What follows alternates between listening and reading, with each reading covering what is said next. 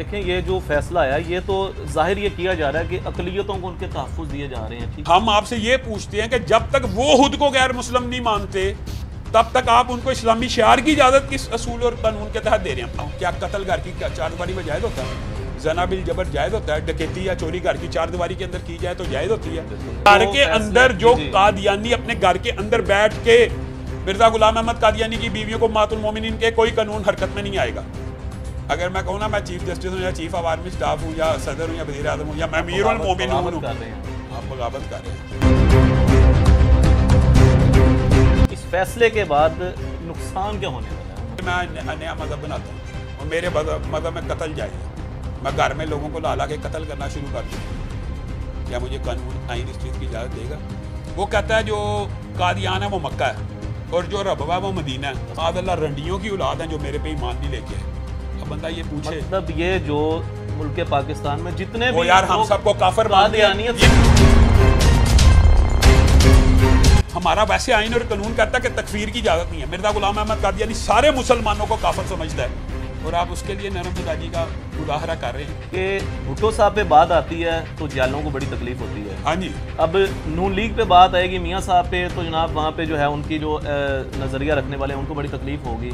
इमरान खान पे बात आएगी तो सारी कौम यूथ जो है वो बाहर निकल आएगी। लेकिन मुझे सवाल ये बताइए कोई भी हो जाए, हस्बैंड नबूवत में डाका डाल जाए, कुछ भी, सर क्या वजह क्या है? ये वजह क्या है? फिर आप इनके साथ नरमी बरतना चाहते हैं और वो ये कहता है हुसैन जैसे 40 मेरी जेब में फिरते हैं। मैं पहले तशरीह से पूछता हूँ कि आपका गमो गुस्सा कहाँ गया जब उस बदबख्त ने अपनी किताब में लिखा कि हज़रत फ़ातिमा मेरे सामने बरहना हो गई और मैंने हज़रत फ़ातिमा की हर जगह को देख लिया। कहता है मुर्दा अली के पीछे भागते हो, तुम्हारे अंदर जिंदा अली खड़ा है। अब मुझे एक बात बताई, उसने हज़रत अबू हुरैरा से लेके हर साहबी अबू अल्लाह माफ़ करे कहता है अबू बकर उमर मेरे तस्मे बांध दिए। अब मुझे एक बात बताएं, ऐसे बंदे के साथ काजी साहब और वो चाहते हैं कि मुसलमान उम्मत नरमी करे। ये जो मुबारक सानी केस है इसके हवाले से अल्लामा हाफिज़ साद रिजवी साहब ने आज जुम्मा के खिताब में जो है बयान में जो है ये उन्होंने ऐलान कर दिया कि साद रिजवी साहब को मैंने फ़ोन किया कि यार बिस्मिल्लाहिर्रहमानिर्रहीम अस्सलाम वालेकुम यूटीवी ग्लोबल के नाज़रीन, मैं हूँ आपका मेज़बान अमानुल्लाह कायम खानी। नाज़रीन उम्मीद करता हूँ कि आप सब खैर व आफियत से होंगे। नाज़रीन मुबारक सानी केस पे सुप्रीम कोर्ट का बड़ा अहम फैसला आया। उसके बाद पूरे पाकिस्तान में, बल्कि ना सिर्फ पूरे पाकिस्तान में, सारी दुनिया में, स्पेशली मजहबी तबके में और जो हजूर सल्लल्लाहु अलैहि वसल्लम की ख़त्म नबूवत पर ईमान रखता है और ये समझता है कि ख़त्म नबूवत पर जो हमला हो रहा है आजकल के दौर में, उन सब को बड़ी तकलीफ़ हुई इस केस के हवाले से, इस फैसले के हवाले से। हमारे साथ इस वक्त इलामा हिशाम इलाही ज़हीर साहब मौजूद हैं जो कि जमीयत अहले हदीस के सदर हैं इस वक्त। आइए इनसे भी जानते हैं कि ये इस फैसले पर क्या रिएक्ट करने जा रहे हैं। आइए बात करते हैं। अस्सलाम वालेकुम। वालेकुम अस्सलाम व रहमतुल्लाहि व बरकातहू। अल्लामा साहब कैसे हैं आप? अल्लाह का करम, अल्लाह का एहसान। अल्लामा साहब सबसे पहले बताइएगा कि बहुत जो अक्सरियत है मुल्क पाकिस्तान की, सबसे पहले तो शॉर्टली ये बताएं अवाम को कि मुबारक सानी केस है क्या? बुनियादी तौर के ऊपर कायम खानी भाई इस हवाले से अवाम को जब पहले उनका फ़ैसला आया था बड़ी तफसील से आगाह किया। उस फैसले के अंदर उन्होंने नज़रसानी की अपीलों को कबूल किया, मुख्तलिफ़ जमातों की अपीलों को भी कबूल किया। लेकिन दुख और अफसोस की बात यह है कि जब वो जमातें और वकील और दलाइल वहाँ पे पेश हुए तो वो उन्होंने सुनने की भी जहमत गवारा ना की और पिक एंड चूज़ के तहत जो चीज़ उनको कबूल थी उन्होंने कबूल कर ली। और दोबारा जब फ़ैसला किया तो जो पहले फ़ैसले में सुकम मौजूद थे उनमें से दो चीज़ें अभी भी इस फैसले में बाकी हैं। नंबर एक बात यह है कि कादियानियों को तहरीफ़ कुरान यानी तफसीर सगीर छापने की इजाज़त है। वो फ़ैसला जो पहला था उसमें भी इजाज़त दी गई और इस फैसले में नज़रसानी के बाद भी उनको इजाज़त है। दूसरी बात यह है कि इस फैसले में एक बहुत बड़ा ब्लंडर है, वो ये है कि कादियानी लाहौरी ग्रुप हो जो भी हो 298C के अंदर पाकिस्तान के अंदर इम्तनाए कादियानियत एक्ट मौजूद है जिसके अंदर लाहौरी ग्रुप हो, मिर्ज़ई हो, कादियानी हो, वो अपने आप को मुसलमान ज़ाहिर करके शायर इस्लाम को इख्तियार नहीं कर सकते। यहाँ पे काजी फ़ायद ईसा साहब ने जो फ़ैसला लिखवाया, पता नहीं अब इन्होंने ख़ुद लिखवाया या किसी से लिखवाया, वहाँ पे ये लिखा है कि कादियानी मुआशरे के अंदर तो खुद को मुसलमान नहीं ज़ाहिर कर सकते, लेकिन अपने घर की चारदीवारी में, अपने इदारों में, अपने मराकज़ में कादियानी कम्युनिटी के सामने अपने आप को जो मर्जी कह दे, मुसलमान डिक्लेयर करें, शायर इस्लाम का को करें, जो भी करें, उनको उस चीज़ की इजाज़त है। अब हमारा ये सवाल बनता है बतौर लॉ के तालिब इल्म के भी, और आइन और शरीयत के तालिब इल्म के कि क्या कोई जुर्म ऐसा होता है जो संगीन नोयत का हो कि घर की चार दीवारी में जायज़ और बाहर जायज़ ना हो? क्या कत्ल घर की चार दीवारी में जायज़ होता है? जना बिल जबर जायज़ होता है? डकैती या चोरी घर की चार दीवारी के अंदर की जाए तो जायज़ होती है? बिल्कुल नहीं। तो आप मुझे एक बात बताएं कि जो कादियानी है, मिर्ज़ा ग़ुलाम अहमद कादियानी, वो अपनी बीवियों को क्या कहता है? उम्महातुल मोमिनीन कहता है, अपने साथियों को असहाबे रसूल कहता है ना, और यानी और अपने खुलफा को खुलफाए राशिदीन कहता है, अपनी जो इबादत है उसको नमाज कहता है, जो बकरे की गर्दन पे छुरी को चलाना उसको कुर्बानी कहता है, अपने इबादत खाने को मस्जिद कहता है, अपनी इबादत के लिए पुकार को अजान कहता है। क्या ये कादियानियों को ये सब कहने की अगर इजाज़त है तो हमारा इख्तलाफ क्या था इस फैसले से? अगर उनको यही इजाज़त देनी थी, वो तो पहले भी मौजूद थी, तो आपने नज़रसानी करके कुछ एस्पेक्ट सिर्फ क्लियर किया कि जी कादियानियों को हम गैर मुस्लिम मानते हैं। भाई हमें भी पता है आप मानते हैं, आप मानने पे पाबंद हैं, क्योंकि पाकिस्तान के आइन में लिखा है ये गैर मुस्लिम अक़लियत है। हम आपसे ये पूछते हैं कि जब तक वो खुद को गैर मुस्लिम नहीं मानते तब तक आप उनको इस्लामी शियार की इजाज़त किस असूल और कानून के तहत दे रहे हैं? आप बात समझ रहे हैं? बिल्कुल। कि घर के अंदर जो कादियानी अपने घर के अंदर बैठ के मिर्ज़ा ग़ुलाम अहमद कादियानी की बीवियों को उम्महातुल मोमिनीन के कोई कानून हरकत में नहीं आएगा। आप मुझे बताएं, चीफ जस्टिस साहिब हूँ मैं कहता हूँ मोहतरम चीफ जस्टिस साहब, मैं अपने घर में बैठ के, मैं अपने इदारों में बैठ के, मैं अपनी कम्युनिटी में कहता हूँ कि मैं चीफ जस्टिस हूँ, मैं चीफ ऑफ आर्मी स्टाफ हूँ, मेरा कानून मेरे इदारे में, मेरे इलाके में, मेरे कम्युनिटी के ऊपर राइज होगा। आपको ये बात कबूल होगी? नहीं होगी। अगर मैं कहूँ ना मैं चीफ जस्टिस हूँ या चीफ ऑफ आर्मी स्टाफ हूँ या सदर हूँ या वज़ीर आज़म हूँ या मैं अमीरुल मोमिनीन हूँ, आप बगावत कर रहे हैं। अब बात समझें, अगर मैं कहूँ मैं खलीफतुल मुस्लिमीन हूँ, क्या मुझे घर की चार दीवारी में ये इख्तियार दे दिया जाएगा? तो उनको कैसे दे दिया गया कि वो अपने आप को मुसलमान क्लेम कर सकते हैं अपने घर की चार दीवारी में? इन्होंने ये भी लिखा कि तफसीर सगीर यानी तहरीफ शुदा कादियानी, अव्वल तो इनके ऊपर पाबंदी है इम्तना कादियानियत में, ये कुरान पाक की तफसीर तहरीफ शुदा छाप ही नहीं सकते। लेकिन यहाँ पे एक नया शोशा छोड़ा गया कि अगर ये अपनी तहरीफ शुदा तफसीर को कादियानियों में बांटें तो उनको इजाज़त होनी चाहिए। आप बात समझ रहे हैं? इस फैसले के बाद नुकसान क्या होने वाला है? नुकसान तो ये है, बात सुने, धोखाधही तो दुनिया के किसी मज़हब में, कानून और आइन में जायज़ नहीं ना होती। ये कादियानी अपने आप को अक़लियत मान लें, अपने आप को गैर मुस्लिम मान के जो मर्जी बकवास करें अपने घर की चार दीवारी में, लेकिन अगर वो घर की चार दीवारी में फिर कहेंगे कि रसूलुल्लाह सल्लल्लाहु अलैहि वसल्लम आखिरी नबी नहीं है, मिर्ज़ा ग़ुलाम अहमद कादियानी आखिरी नबी है। मुझे एक बात बताएं, मैं आज एक नया फिर जो इसकी तशरीह इंटरप्रिटेशन देखे कितनी संगीन नोयत की है। कोई बंदा उठे कि मैं नया मज़हब बनाता हूँ और मेरे मज़हब में कत्ल जायज़ है, मैं घर में लोगों को ला के कत्ल करना शुरू कर दूँ, क्या मुझे कानून आइन इस चीज़ की इजाज़त देगा? अगर आपको कत्ल की इजाज़त नहीं है तो ये तो कत्ल से ज़्यादा संगीन जुर्म है कि रसूलुल्लाह सल्लल्लाहु अलैहि वसल्लम से ज़्यादा मुहज़्ज़ब, रसूलुल्लाह सल्लल्लाहु अलैहि वसल्लम से ज़्यादा नरम गुफ्तार मिजाज कोई था नहीं था ना? तो रसूलुल्लाह ने क्या कहा था, मेरे बाद जो भी दावा नबूवत करेगा वो दज्जाल है, वो कज़्ज़ाब है। ये रसूलुल्लाह की ज़ुबान है कि मौलवी की ज़ुबान है? ये बाद में बकवास करते हैं कि मौलवी बड़ी सख्त ज़ुबान इस्तेमाल करते हैं। ये दज्जाल और कज़्ज़ाब रसूलुल्लाह ने कहा है, जो रसूलुल्लाह के बाद नबूवत का दावा करेगा। तो कोई भी कादियानी चाहे अपने घर के अंदर बैठ के नबूवत का दावा उसकी तस्दीक करेगा, वो दज्जाल और कज़्ज़ाब तो हो सकता, मुसलमान नहीं हो सकता। और ना हम उसको इस बात की इजाज़त देंगे कि वो अपने आप को मुसलमान क्लेम करके अपने घर, अपने इदारों, अपने मराकज़ में तबलीग करें, अपने आप को गैर मुस्लिम मान लें, जो जी चाहे करें। धोखे की इजाज़त तो नहीं है ना नहीं। कि मैं मुसलमान हूँ जी। तो काई साहब को ये चाहिए था उनको उनके घरों के अंदर भी मुसलमान के तौर के ऊपर शार की, सिर्फ ये इख्तलाफ है, बुनियादी इख्तलाफ इन दो शिकों के ऊपर है। कादियानियों को उनके घरों के अंदर भी शायर इस्लाम अपनाने की इजाज़त नहीं है। हाँ, कादियानियत को अपनाएं, जो मर्जी जी चाहे करें, लेकिन शायर इस्लाम को नहीं बनाया जाएगा। देखें, ये जो फैसला आया ये तो जाहिर ये किया जा रहा है कि अक़लियतों को उनके तहफ़्फ़ुज़ दिए जा रहे हैं, ठीक है, हालांकि अक़लियत तो वो खुद को मानते ही नहीं। चलें, मैं कहता हूँ अक़लियतों के तहफ़्फ़ुज़ के हम भी सबसे बड़े दावेदार हैं। आज तक ये मसला हमें ईसाइयों से हुआ, हिंदुओं से हुआ, किसी और फ़िरके से, किसी और दीन मज़हब से, इनसे इसलिए होता है ये धोखेबाज हैं। काजी साहब ने इनको इस यानी शायर इस्लाम इस्तेमाल करने की इजाज़त दी। हमें ये इख्तिलाफ़ है, शायर कादियानियत इस्तेमाल करें। मुझे एक बात बताएं, ऐसे अल्लाह माफ़ करे काजी साहब को या इनको लोगों को पता ही नहीं उनके कायद के हैं।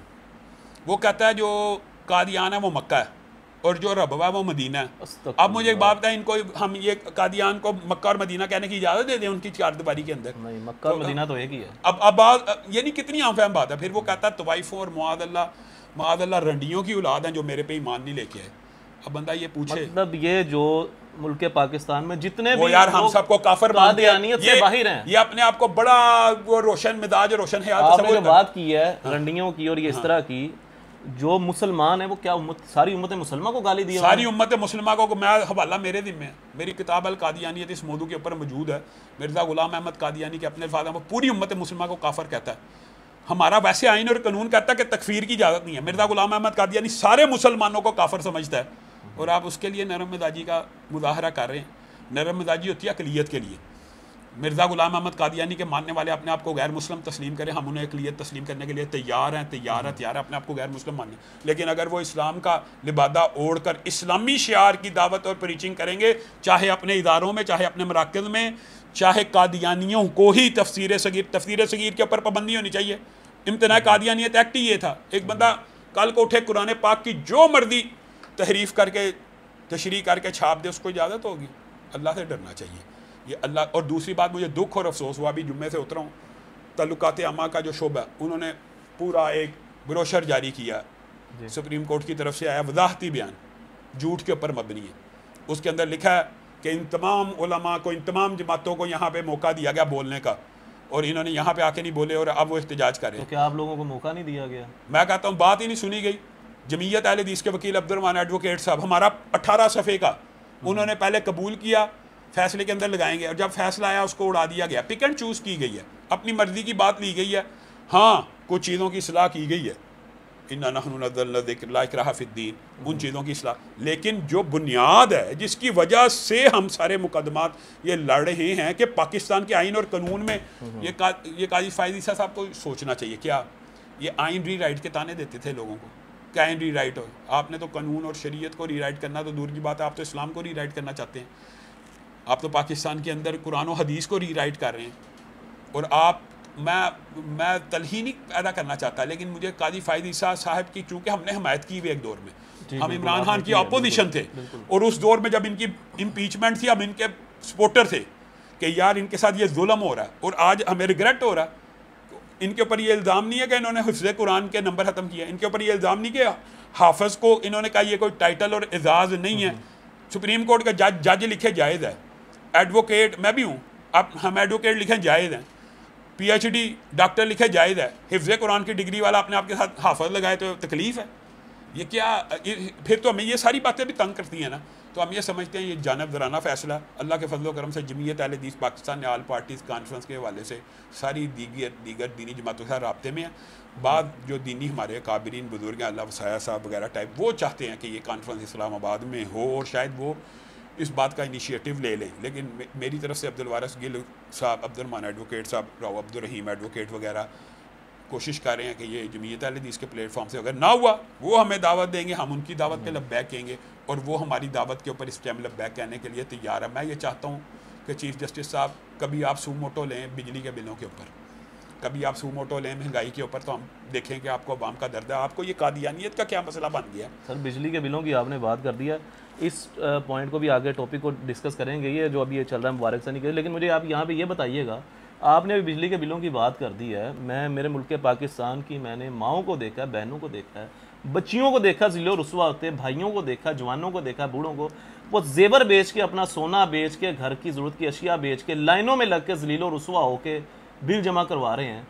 एक तरफ जमात इस्लामी जो है वो सर पे कफन बांध के कहते हैं जी बाहर निकल आए हम अपने कफन लेके, दूसरी तरफ बहुत सारी सियासी पार्टीज आती हैं अपने इक़्तिदार के मतलब सारे मज़े भी चखती हैं, जब इक़्तिदार चले जाता है सड़कों पे भी आ जाती हैं अपोजिशन बन के। मुझे ये बताइएगा कि सब ने सर पे कफन बांध के मुल्क पाकिस्तान की दुखिया आवाम के लिए ऐलान कर दिया है, आप कब सर पे कफन बांध के बाहर निकल रहे हैं? मैं आपको एक बात बताता हूँ, एक तो होते हैं ऐलान, एक होता है अमल।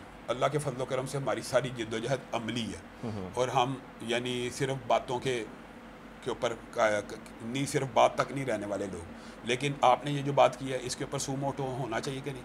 इसके ऊपर होना चाहिए ना, अवाम का दर्द। अवाम आप कह रहे हैं जेवर बेच रही है, औरतें जेवर रो रहे हैं, जानने जा रही हैं, इसके ऊपर इसके ऊपर कोई एक्शन नहीं है इसके ऊपर। और दूसरी बात ये, आपने जहाँ तक सियासी जमातों की बात की है ना, मैं बड़ा इस बारे में आपको मैं दर्द दिल से ये बता रहा हूँ कि दुख और अफसोस की बात है। अजीब सियासी जमातों का वतीरा। पीटीआई के दौर में अगर हतम नबूवत के ऊपर कोई डाका डलता था तो वो कहते हैं ये जी मौलवी इमरान खान के बुग़्ज़ में एहतजाज कर रहे हैं। आज कादी, हम तो इमरान खान, आप गवाह हैं, इमरान खान की अपोजिशन थे। आज कादी फ़ायद ईसा के खिलाफ हम इस फैसले के ऊपर स्टैंड ले रहे हैं तो लोगों ने पता क्या कमेंट किए हैं, आप नवाज शरीफ के बुग़्ज़ में ये कर रहे हैं।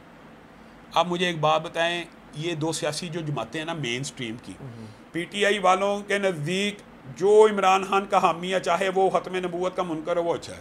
नवाज शरीफ के नज़दीक जो नवाज शरीफ का हामी है, चाहे वो जो मर्जी करे, वो वलीउल्लाह। इन दो जमातों से भी, इन दो जमातों से नहीं कह रहा, इन दो जमातों के नज़रियात से तो जान छुड़ा दें कौम की। यानी ये अफसोस की बात है कि कादी फ़ायद ईसा, जिसकी हमने भरपूर हमायत की, आज इस फैसले के, कादी फ़ायद ईसा का हमारा कोई ज़ाती दावत है, कोई दुश्मनी है या मेरी मुखालफत है, इस फैसले के ऊपर हमारा, हम इस फैसले के ऊपर आईनी हक़ समझते हैं कि ये उलमा ने तशरीह करनी है कुरान और सुन्नत की। कादी साहब को ये इख्तियार नहीं है कुरान और सुन्नत की तशरीह करने का, और उन्होंने इस पेशी में एडमिट किया था कि मैं लॉ की जो है वो तशरीह करना पे ज़्यादा माहिर हूँ, कुरान और सुन्नत की तशरीह उलमा करेंगे। आपने तो कुरान और सुन्नत की तशरीह भी खुद अपने हाथ में ले ली है, आपने तो उलमा से ये इस्तेहकाक भी छीन लिया। तो अगर मैं काजी साहब के फैसले के ऊपर तनकीद करता हूँ, वो काजी साहब पे तनकीद नहीं है, लेकिन दुख तो नून लीग के हामियों के ऊपर हो रहा है कि वो हमें कह रहे हैं कि आप कादी फ़ायद ईसा की मुखालफत नवाज शरीफ की वजह से कर रहे हैं। सर ये आपने जो अभी सियासी बीच में नुक्ता छेड़ा है, मुझे सिर्फ एक सवाल का जवाब दें कि भुट्टो साहब पे बात आती है तो जालों को बड़ी तकलीफ होती है। हाँ जी। अब नून लीग पे बात आएगी मियाँ साहब पे तो जनाब वहाँ पे जो है उनकी जो नज़रिया रखने वाले हैं उनको बड़ी तकलीफ होगी। इमरान खान पे बात आएगी तो सारी कौम यूथ जो है वो बाहर निकल आएगी। लेकिन रसूलुल्लाह के ऊपर कोई भी हो जाए, हतम नबूवत पे डाका डाल जाए, कुछ भी, सर क्या वजह क्या है, ये वजह क्या है? ये अल्लाह के फजल करम से अवाम को बेदार करना मेरी और आपकी जिम्मेदारी है। हमने पुरअमन आइनी एहतजाज पहले भी किया और नजर सानी के ऊपर मजबूर किया, अभी भी हम आइनी पुरअमन एहतजाज ही करेंगे और कादी साहब को इस बात के ऊपर मजबूर करेंगे कि अपनी नज़रसानी इन दो शिकों के ऊपर भी करें। अगर ये दो शिकें वो सीधी कर देते हैं, हमें कोई इतराज़ ही नहीं है। और बात यह है कि ये मुसलमा जस्टिस ज़हीरुद्दीन केस 1993, ये मुसलमा असूल तय नहीं हुए, ये पाकिस्तान में इजमा उम्मत नहीं है। 74 के आइन में ये बातें लिखी नहीं गई, 298C में ये बातें तयशुदा नहीं। एक तयशुदा अमर को छेड़ने की ज़रूरत क्या है, वो ये बताएं ना। तो काजी साहब आइन भी राइट ही नहीं कर रहे। क्या वजह क्या है, क्यों इतनी नरमी दी जाती है? मेरे ख्याल में इनका मुतालिया कमज़ोर होता है, ये कादियानियत के फितने से आगाह नहीं। अगर मैं आपको सिर्फ चंद उसकी स्टेटमेंट्स बताऊं ना, मिर्ज़ा गुलाम अहमद कादियानी की, तो आप अभी उसके ऊपर लानत करने पे आपने अभी जो मुझे वो कंजरियों और रंडियों वाली माजरत के साथ जो जुमले इन्होंने कहे हैं, मुझे तकलीफ हुई है। ये तो ये भी छोड़ें, चलें ये छोड़ें। पहले उसने कहा कि मैं महदी हूँ, फिर उसने कहा मैं मुजद्दद हूँ, फिर उसने कहा कि उम्मत के अंदर जो होता है ना तशरीह नबी नहीं आता, यानी जिसके बाद शरीयत हो, इसलिए मैं ज़िल्ली नबी हूँ। फिर कहा मैं बरूदी नबी हूँ, फिर कहा मैं शरी नबी भी, तशरीह नबी भी बन गया। फिर कहता है मैं रसूलुल्लाह सल्लल्लाहु अलैहि वसल्लम के माअज़ल्लाह हम पल्ला हो गया। फिर कहता है मैं उनसे आगे निकल गया। और उनके उस बंदे के मानने वालों का अकीदा क्या है, आपको पता ना, वो शेर आपने सुना होगा, माअज़ल्लाह कि मोहम्मद फिर उतर आए हैं हम में और पहले से बढ़ के हैं अपनी शाम में। मोहम्मद जिसने देखने हो अकमल, गुलाम अहमद को देखे कादियां में। लानत है यार ऐसे अकीदे के ऊपर। और फिर आप इनके साथ नरमी बरतना चाहते हैं। और वो ये कहता है हुसैन जैसे 40 मेरी जेब में फिरते हैं। मैं अहले तशरीह से पूछता हूँ कि आपका गमो गुस्सा कहाँ गया जब उस बदबख्त ने अपनी किताब में लिखा कि हज़रत फ़ातिमा मेरे सामने बरहना हो गई और मैंने हज़रत फ़ातिमा की हर जगह को देख लिया। तो आपका ईमान ये मिर्ज़ा गुलाम अहमद, ये मिर्ज़ा गुलाम अहमद कादियानी ने अपने इल्हाम में, आप मुझे बताएं हज़रत ईसा के बारे में कहता है वो शराबी और जानी था। मुझे एक बात बताएं, ऐसा बदबख्त आदमी के जिससे अफकार और नज़रियात का आपको पता ही नहीं, आप उसके साथ किस किस्म, तो मुझे परेशान कर रहे हैं इस तरह की बातें। हाँ, तो आप कादियानियत मेरी किताब पढ़ें, एक एक बाहवाला उसमें यह हवाला मौजूद है, अगर ना हो तो हम जिम्मेदार हैं। आप मुझे एक बात बताएं, इतनी संगीन, कहता है मुर्दा अली के पीछे भागते हो, तुम्हारे अंदर जिंदा अली खड़ा। अब मुझे एक बात बताई, उसने हज़रत अबू हुरैरा से लेके हर साहबी, अबू अल्लाह माफ़ करे, कहता है अबू बकर उमर मेरे तस्मे बांधने में। अब मुझे एक बात बताएं, ऐसे बंदे के साथ काजी साहब और वो चाहते हैं कि मुसलमान उम्मत नरमी करे, किस वजह से करें, क्यों करें? आप ये बातें बयान करें, मेरे लर्जा तारी है, तो मैं फिर सुन के नहीं बर्दाश्त। हाँ, तो फिर ये जहालत है, इन लोगों को पता ही नहीं है किस किस्म का फितना है। और आप ये कहते हैं कि इस फितने को इसकी चारदीवारी में ये कहने की इजाज़त है, ये इजाज़त हम नहीं देंगे। अपनी बकवास जो करनी है अपने दीन के बारे में करें। मुसलमानों के जो शायर हैं, मैं जो ये देखें, ये मुकदमा तो हमारा अहले तशरीह के सामने भी है ना कि मुकद्दसात अहले सुन्नत को ना छेड़ा है, पूरी दुनिया के सामने है ना कि रसूलुल्लाह हमारे मुकद्दस हैं, हमारे सेंटिमेंट्स को मजरूह ना किया जाए। ये हमारी सारे शायर को मजरू करे। मिर्ज़ा गुलाम अहमद कादियानी की बीवियाँ उम्महातुल मोमिनीन, हम कबूल करेंगे? हम इसको नहीं बर्दाश्त कर सकते। आप इनको इस चीज़ के ऊपर पाबंदी लगाएं, वो उसकी बीवियों को जो मर्जी टाइटल दें, शायर इस्लाम को इस्तेमाल करने की इजाज़त पाकिस्तान में, ये तयशुदा अमर है, ये तयशुदा है, आप इसको क्यों छेड़ें? लास्ट में अलामा साहब ये बताइएगा कि ये जो मुबारक सानी केस है, इसके हवाले से अल्लामा हाफिज़ साद रिजवी साहब ने आज जुम्मा के खिताब में जो है, बयान में जो है, ये उन्होंने ऐलान कर दिया कि मुल्क भर के हर शहर में पुरअमन एहतजाजी मुजाहरे होंगे ताजदार ख़त्म नबूवत सल्लल्लाहु अलैहि वसल्लम से अहद वफ़ा के लिए। क्या समझते हैं आप, तमाम मजहबी जमातें एक प्लेटफार्म पे इकट्ठा हो के इसका कोई जवाब नहीं दे सकते? मैं आपको एक बात बताता हूँ, ये जो आपने सवाल किया ना, इसका सबसे पहला जवाब है उम्मत मुस्लिमा क़यामत तक दो मुश्तरकात ऐसे हैं जिसकी वजह से एक हो सकती है और होती रही है और होगी। एक है ख़त्म नबूवत और दूसरा दिफाए सहाबा। याद रखें, रसूलुल्लाह सल्लल्लाहु अलैहि वसल्लम की ज़ात ना उनके और हमारे दरमियान एक नज़रिया मुश्तरक है, ना वो उनकी ख़त्म नबूवत से इनकार कर सकते हैं ना हम इनकार कर सकते हैं। तो ये हमारा एक मुश्तरक कौल और नज़रिया है। यही जमीयत अहले हदीस ने ऐलान किया। आज पूरे मुल्क में 6000 से ज़ायद मसाजिद में पुरअमन करारदादें और एहतजाज, यही उन्होंने ऐलान किया। जब हमारे ऐलान भी एक हो जाएँ, नज़रियात भी एक हो जाए, तो दिलों में मोहब्बत तो लोगों के बढ़ती है। ये तो एक ऑब्वियस बात है। और दूसरा जो मुश्तरका कौल है वो दिफाए सहाबा भी है। ये भी बताऊँ, अहले हदीस देवबंदी बरेलवी जब भी एक हो सकते हैं, या ख़त्म नबूवत या हुर्मत रसूल या दिफाए सहाबा पे एक हो सकते हैं। और इंशाअल्लाह यही वो मुक़द्दस मिशन है जिनके ऊपर हम एक होते रहेंगे। और जो चाहते हैं कि इनके दरमियान लड़ाई, फसाद, फितना, आपस में इख्तलाफात भी हैं, ये भी बताऊँ। एक दफ़ा साद रिजवी साहब को मैंने फ़ोन किया कि यार इस तरह ये मस्जिद का मसला है, ये कुरान जला, उन्होंने मेरी बात सुनी और उन्होंने वो मसला हल किया। लेकिन ये मसाइल हैं ना, ये भी बात मानने की है ना ज़रूरत, के अहले हदीस मसाजिद के ऊपर कई दफ़ा बरेलवी जो चाहते हैं ये मस्जिदें ना खुलें और वो आड़ लेते हैं तहरीक लब्बैक की। हाँ जी, जो कहीं भी कोई मसला होता है लब्बैक या रसूलुल्लाह के नारे लगाना शुरू कर अब आप बात समझे, हत्ता के उकाड़ा के अंदर जब ये वाक़या हुआ ना, मौली कुदरतुल्लाह गैर इन्वेस्टिगेशन के नारे लगाना शुरू हो जाते हैं। अब बात समझिए, मौली कुदरतुल्लाह के अलावा वहाँ पे नारे लगे हैं लब्बैक लब्बैक। तो मैंने उनसे पूछा, ये तहरीक लब्बैक के बंदे हैं कि आपका नाम इस्तेमाल कर रहे हैं? समझ रहे हैं, ये कई दफ़ा ऐसा हुआ कि तहरीक लब्बैक का इस्तेमाल अक्सर औकात ये होता है कि तहरीक लब्बैक का नाम इस्तेमाल किया जाता है। और बाद औकात तहरीक लब्बैक के लोग भी ये चाहते हैं कि ये मस्जिद ना बने। तो ये तो मेरा पैगाम अमन है यार। हम अगर इस वतन के अंदर हिंदुओं को, ईसाइयों को इबादत का हक़ देते हैं, तो हमें एक दूसरे के मसालक की मस्जिदों को भी कबूल करना चाहिए और हमें इस बारे में दिल फराख करना चाहिए ताकि उम्मत एक पेज पे जमा हो सके। बिल्कुल जी, इलामा साहब बहुत शुक्रिया आपका। हमारे साथ इलामा हिशाम इलाही ज़हीर साहब मौजूद थे। मुबारक सानी केस के हवाले से इनके जो मामला थे वो भी आप सबके सामने पेश किए। कमेंट सेक्शन में अपनी कीमती राय का इजहार कीजिएगा। अपने मेज़बान अमानुल्लाह कायम खानी और इलामा हिशाम इलाही ज़हीर साहब को दीजिएगा इजाज़त। अल्लाह निगहबान।